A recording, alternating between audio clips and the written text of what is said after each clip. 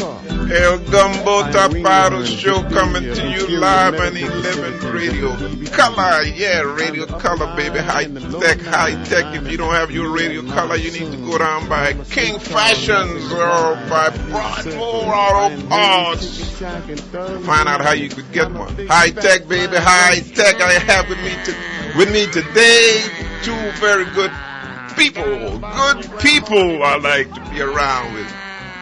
The other seminar, Miss Sharon Marie Chester. Yes. Say hello to my audience there, Chester. Miss Chester. Good morning. Yes. With her BLM t-shirt all loud. What does BLM stands for? Black Lives Matter? Listen, somebody at the last rally said that's Bureau of Land Management. No. We're going to talk about that, and on my right hand, I have all the way from St. Louis, Mobile, I say. Missouri. Mobile, I say.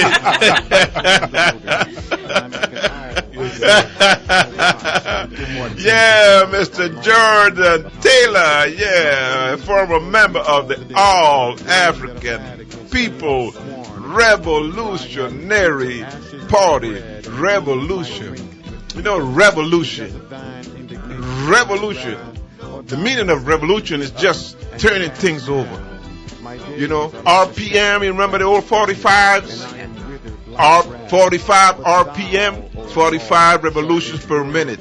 78 RPM, 78 revolutions per minute. Revolution just means turning around things, and that's what we need in this funky groove that's going on in our community, been looming over us for so long, you know? Yes, we need a revolution. We need faces of revolution. Stands up. Stand out. Stand up.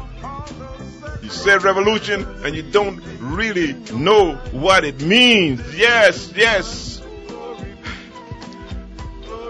Revolution. We're going to get into this conversation here with Mr. Jorden Taylor.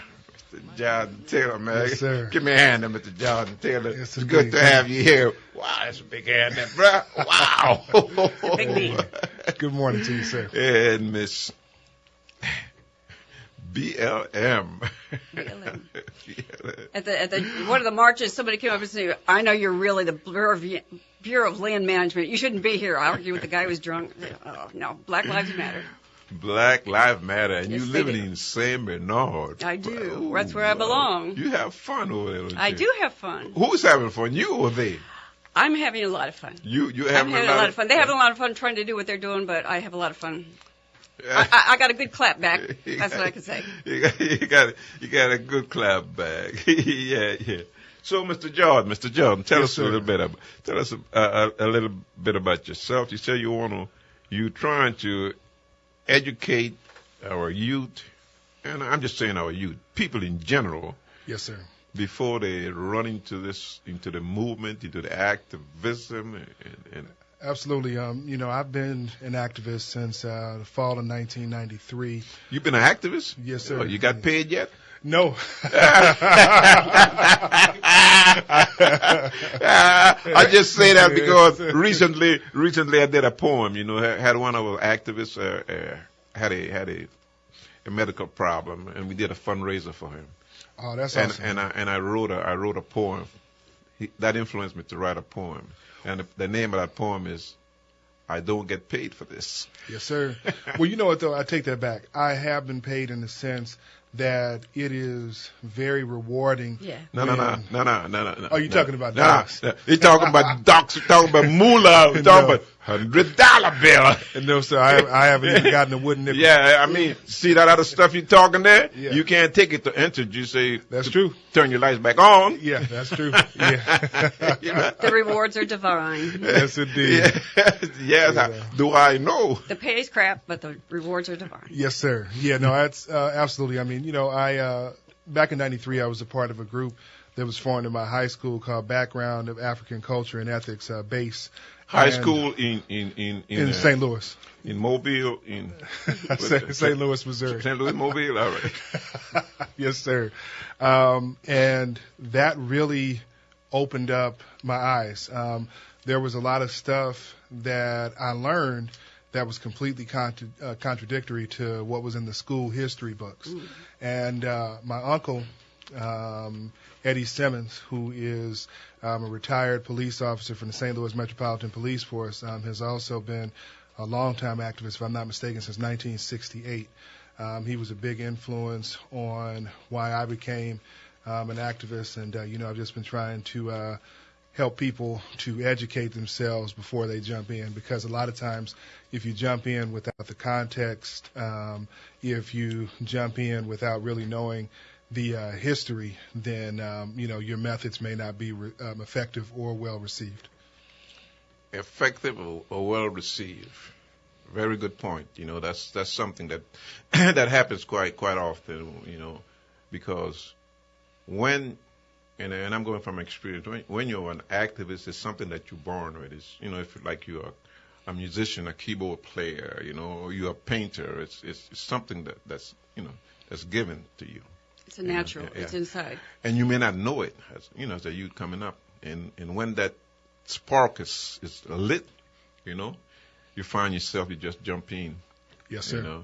And not being aware, and especially of the consequences. Yes, sir. The consequences of becoming an activist. And I see, I've been kind of befriended Miss Sharon here. Absolutely. For a little bit now, and I have read some of her stories, and I see that she's been through that. That you've been an activist all your life. Long before I never even realized. Before you even knew that you were one. I mean, not being able to find a Christmas tree angel that was black. I mean, I wasn't aware that I was aware, but getting woke kept poking me in one side or another. When I had children, I made them black Raggedy Andy dolls because they weren't out there, and it just seemed something was wrong with this picture. But it took a good minute before I really woke up to the racial underbelly of this country. The racial underbelly led by the privilege. Yes, white supremacists. They fail to understand that they have a privilege. Some does, and because it is convenient and it's comfortable. Oh yes, profitable even. Profitable, yeah. They go along with it. But it's something that needs to be brought up. Something that needs to be expressed. It's like there's this guy. He said this thing over and over again, hard enough, often enough, bullet enough, doodle enough, beat on it and bang on it and da-da-da-da, and he's now president of the United States. So if you tell a lie long, hard enough, it becomes a reality. That's right. So we're not talking about a lie. We're talking about a reality that has not been realized. And it's not been realized because we don't bang on it hard enough, often enough, like it's supposed to. You got to stand up on a rooftop and yell until you get knocked off at every single rooftop, and that's the way you will get knocked off. You got to push on it. That's right. So what kind of success you having with your little movement? Well, I think that there's been quite a few people that I've got a chance to work with personally that have gone on to really impact their communities. I talk about how before you get into the movement that you have to know the history behind it. One misconception that people had was even going back to the time of, Civil War and pre-Civil War, that all racism was in the South and that the North was absent of racism, and that, people in the North were just a group of abolitionists that abhorred racism. And it couldn't be further from the truth. One of the biggest race riots that went down was in Detroit when they tried to integrate the schools. Absolutely. Yeah. And if you look at even going back then, even people that assisted with the Underground Railroad, people that fought hard against slavery, for many of them, it was a financial reason. They said, hey, if my employer has the choice of either paying me for work or having a slave do the work, they're going to pick the slave every time. Therefore, I will kill you if you bring slavery to my area. And a lot of them wanted to get rid of slavery, not because they were benevolent or because they loved black folks. It was a situation to where, like, hey, if I want to move somewhere else in the country, if there's no slavery there, I have a better chance of being able to provide for my family. If you even look at the Underground Railroad, some people that assisted had the attitude, hey, this Underground Railroad doesn't end in the United States, it ends in Canada. So if we are able to effectively cripple slavery, if we are able to effectively get black people out of here, once slavery is over, we don't have black people to compete with. So might as well help, and let's go ahead and usher them out. Like, hey, you can stay here for a night, but keep running north, keep going. I'm going to be a little. Would it be contrary? I don't know right Oppositional? now. Oppositional. That's you. Right now. But that S word that you're using, I don't believe that exists. There's no such thing as an S person. You take a dog and you give him a pen. If he could write, he'll sign his name on that deed and say, you own me. Yeah.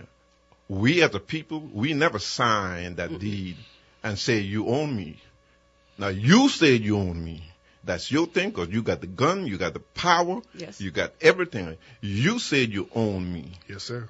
But like the dog's cousin, the wolf, yeah, you give him that pen, and you're going to be short of a hand.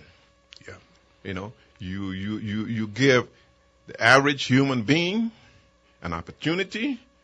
Okay, he's no longer there. These are people in contempt. And that word is used to benefit the oppressor, because that makes him legal now. See, that puts him in the legal. Yes, sir. It normalizes it. He an S owner, so he's not an oppressor. He's not a criminal. He's not an none employer, of the, huh?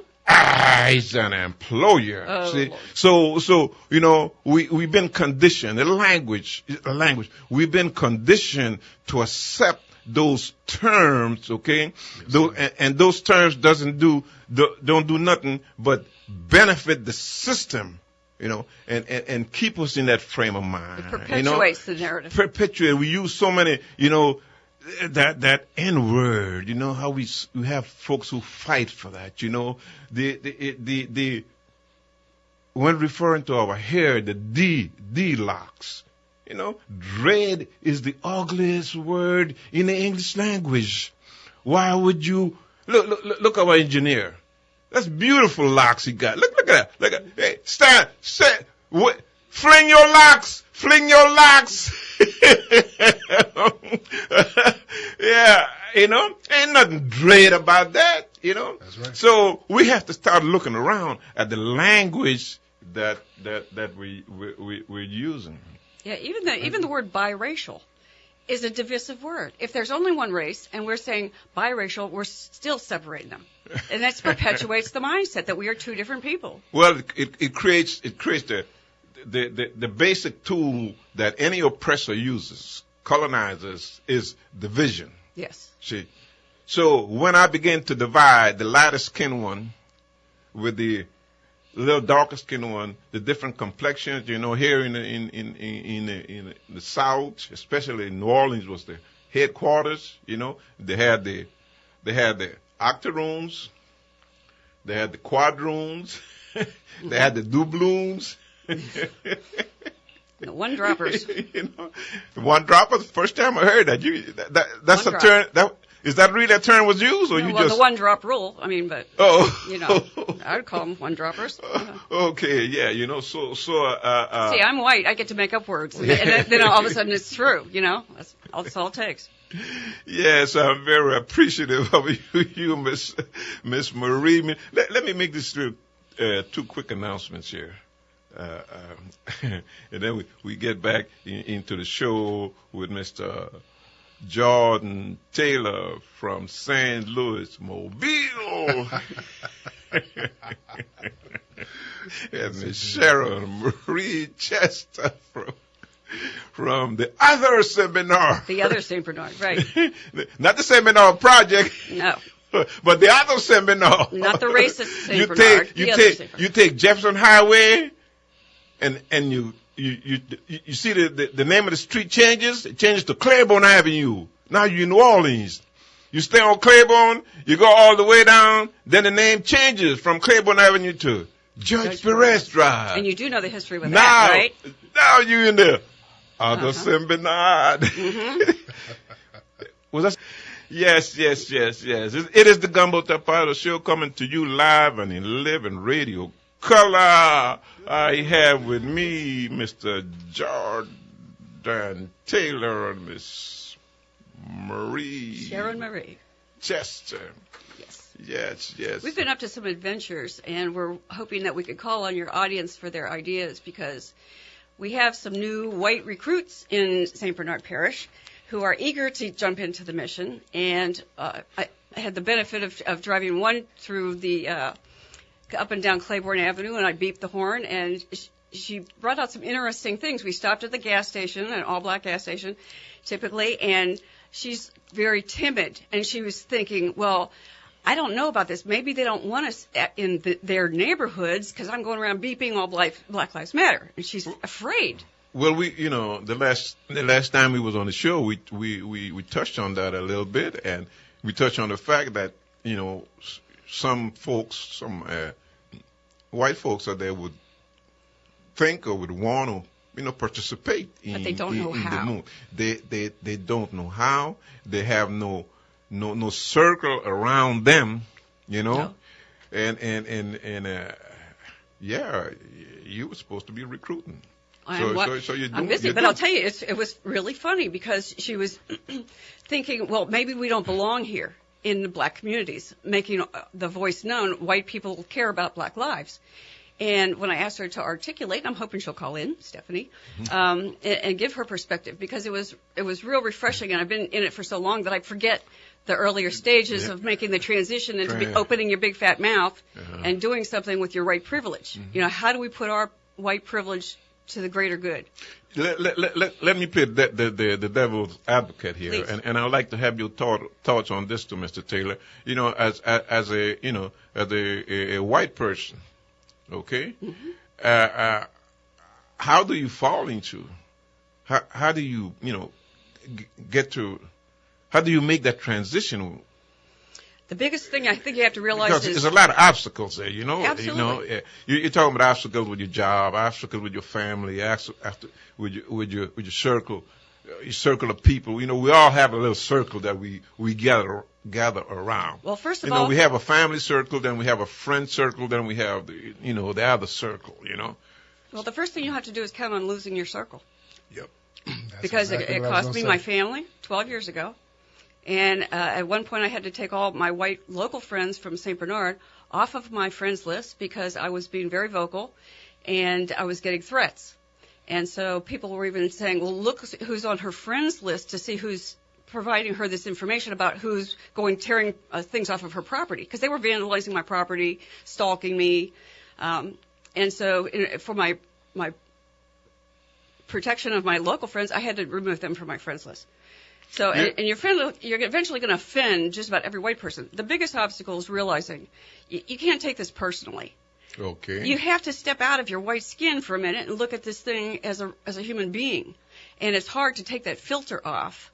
When black people come up and they start articulating some anger, it's not about you personally. It is, you have to take responsibility. No, I'd never enslaved a person, but I was born into a culture that provides me with a higher quality of life just because of the unearned privilege of my skin. And people have a right to be angry with that. And yes, we are going to make mistakes, but you better keep moving. If you're going to make mistakes, at least you're doing something. I've probably made every mistake there is to be made in becoming an anti-racist person. I probably made every single mistake, but you can't let that stop you. You learn and you apologize. Have you had any experiences with Mr. Jorden with, not directly, but have you seen any experience of white folks trying to integrate themselves? Absolutely. And, the first thing is that I advise is that when you jump into this, when you jump all in, you are going to lose people who have claimed to be your friends. You will lose the support of family members. You will lose the support of people who are very comfortable with the status quo. Mm-hmm.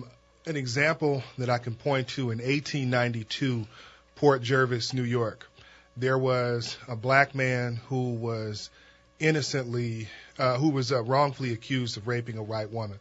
It came out that, he had never even touched her at all. And he was, about to be lynched.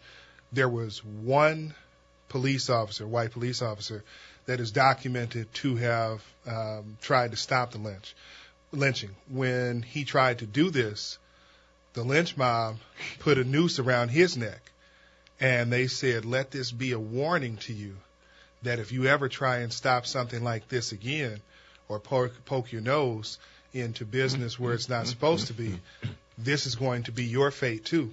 So they ended up lynching the black man, and even though the police officer named all the people who were involved in the lynching, including the former police chief, the grand jury found that persons unknown did the lynching. Therefore, they could not go forward with prosecution. The point that I'm trying to make, though, is that even though that happened, that officer at least had the guts to stand up. And if you are going to jump in this, now speaking specifically about white people joining the movement, you have to have the courage to stand up against racists. Even if your initial efforts are not successful, keep doing it, because that's what's most needed from you. Okay, that's from one end. Again, I'm playing a devil's advocate a second time. The repercussions from a white person to a white person who's trying to integrate themselves, repercussions they get from other white folks who don't want to accept that. That's right. Okay, we take that same white person who's trying to do the right thing, and from black folks, okay, now you're talking about different sort of repercussion that happens. What are, like you said, the lady you was with in the car or up and down Claiborne Avenue, what are you doing here? Mm-hmm. Could you all expound on that a little bit? Yeah. Open conversation. Sure. Okay, perfect. I think that there are some times where you may have some black folks that have been burned in the past. There have been people that said that they wanted to be a part of the movement, and, they had self-serving reasons for doing so, or they had reasons that were actually harmful to the movement. And so with that being the case, they may, some people may look at it as, hey, black people are the only ones being affected by this. We only want help from other black people. And, that's just, it's kind of like one of the casualties of, of the movement. That's, it's unfortunate that it happened that way. But there have been plenty of times where we've been burned, including myself. And I think all white people need to be able to justify their reasons why they're in this. Because there are a lot, and I brought this up last time about this white savior complex, where a white person can think, I just realized black people have this oppression problem, and I am smart, and I'm good intended, and I'm going to go in and tell them what they're doing wrong. Or I'm going to go in and save them, or I'm going to, really stupid, but I think it's actually a developmental stage of becoming a good anti-racist. Yes, that's a good word, developmental stage. I think there are many stages that you go through, making those mistakes, and then it's how you handle the mistakes. That's defines you, not making the mistakes. Because we're new to this. We're ignorant. We're racially ignorant. And that was not only the white people. They lied to us all. Hey, the Black Latino always says somebody told you a lie. Yes, sir. Big Still lie, telling it. you know. And the history books, the way Need to be burned. the way they're written, you know, I something I came up with recently, you know, is all of the colonizer nations, you know, whether it's Portugal, France, Italy, the colonizer, master colonizer of them all, the British Empire, where that says that wherever the sun shines, White oppression will be there. they belong, you know, and even in this America, you know, they are guilty of possession of stolen goods. They have raped, That's right. That's right. stolen, criminalized, Kidnapped. kidnapped, Yeah. you know, my motherland, Yes. you know, so badly. This USA of America, all Latin America, all Asian countries, they have, so all the riches that you have in the so-called industrialized country, all those riches are stolen. That's correct. Theft. Yes. Wanted. I'm going to do a poster. It's going to say, wanted for possession of stolen goods. Oh, man, look at the time. Huh. Yeah, I thought we just got started. We did just You talk too much, I gotta shut my mouth. Sharon, you talk too much. Dad have it. You know, getting to what you were just talking about. I mean, if you look at how, you know, back during the age of, you know, so-called slavery, as we mentioned earlier, how many northern businesses such as textiles and shipbuilding, they benefited from slavery. They benefited from the cotton that was picked by slaves. All the riches. That's right. Oh, Spanish That's the reason we're the richest nation in the world, because it's built on the blacks of the broken blacks of black people is the reason we are rich. All the diamonds came from Africa. All of the mineral, right? You know, the Latin American countries, the banana, the cedar wood, you know, That's right. all that, you know, all that's stolen. Spanish lessons. It is the Gumbo Tapado show coming to you live and in living color. I hope you got your pencil and paper. Remember, everybody speaks a second language but us. No. Correction. Everybody speaks a second language but you, porque yo hablo español. Sí, mucho gusto. Spanish lessons is coming up. Remember, your closest neighbor now speaks Spanish. Just look 2-3 doors down. And they're talking about you. If you hear the word el, aquel, o ese, el, he, aquel, ese, him, ese, that one, that's the third person, el, aquel, ese, and you are the third person in the room. You are the subject of the conversation, and you don't know what's going on. El, aquel, ese, first word for today is salado. Salado,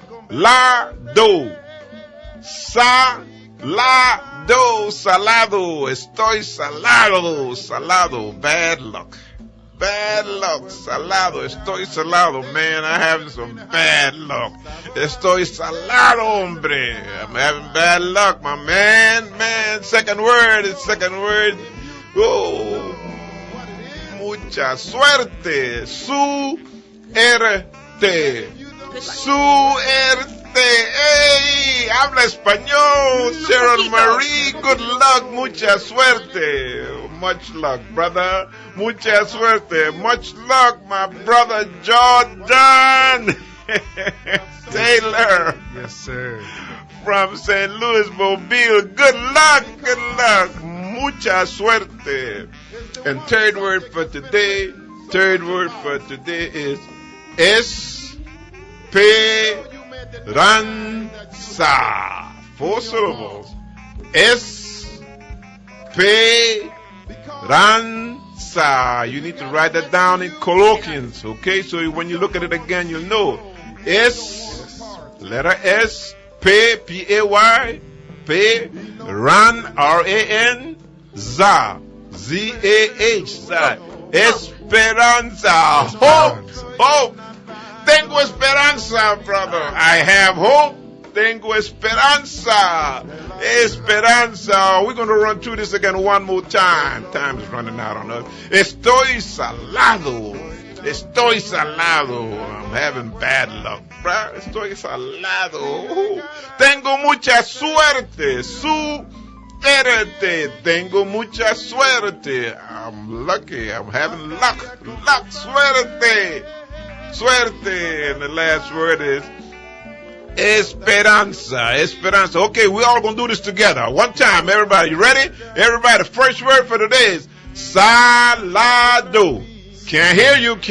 Salado. One more time. Salado. Second word for today is suerte. One more time. Suerte. Mucha suerte. And last one, esperanza.